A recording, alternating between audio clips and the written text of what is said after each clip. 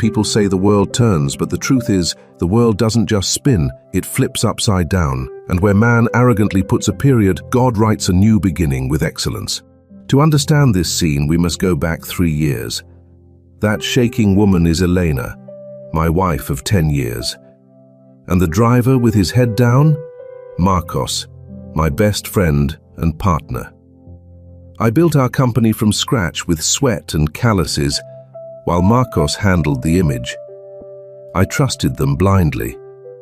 But greed is a silent disease. One Tuesday night they invited me to a fancy dinner.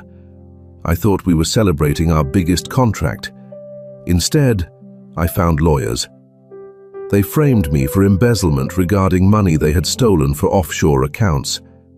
Marcos smiled, fixed his tie and said, "Lucas, you're a great worker, but you don't fit at the top. The pyramid has no room for soft hearts." Elena didn't even look at me. She slid her ring across the table and said, "I'm tired of living on promises.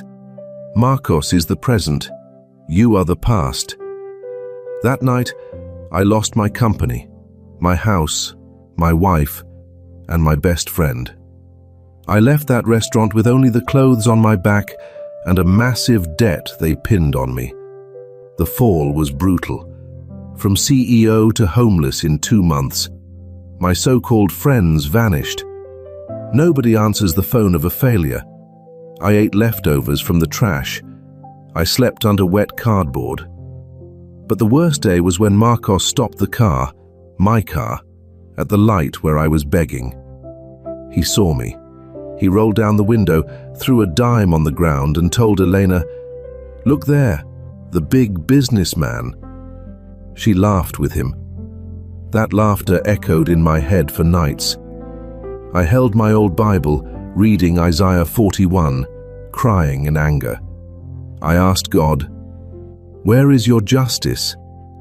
Silence was the only answer for a while, until the night of the mugging. I saw 3 thugs surrounding an old man in a dark alley.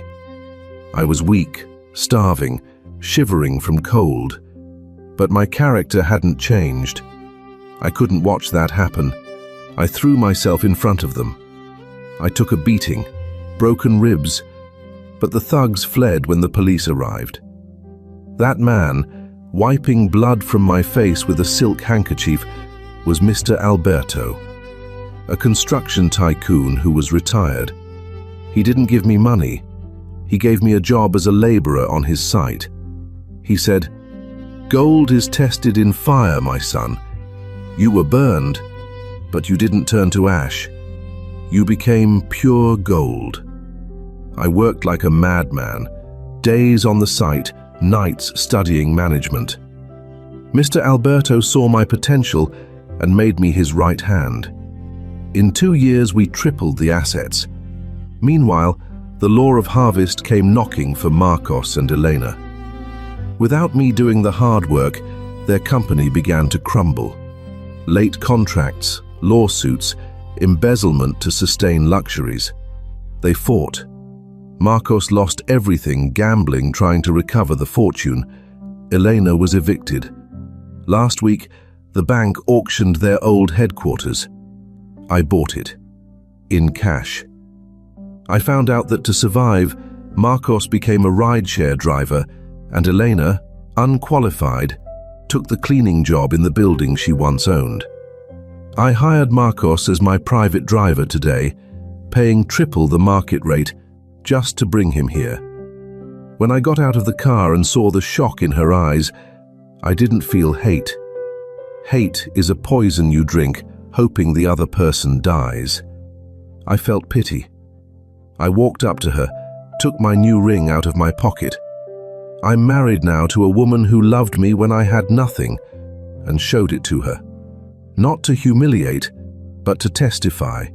I said, "Elena Marcos, the evil you planned, God turned into good. You took my roof, but God gave me a building. The jobs are yours.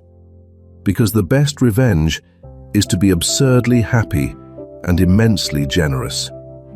Never step on anyone on your way up. because you might meet them on your way down. The world flips. If you believe God has a new beginning for you, type Amen.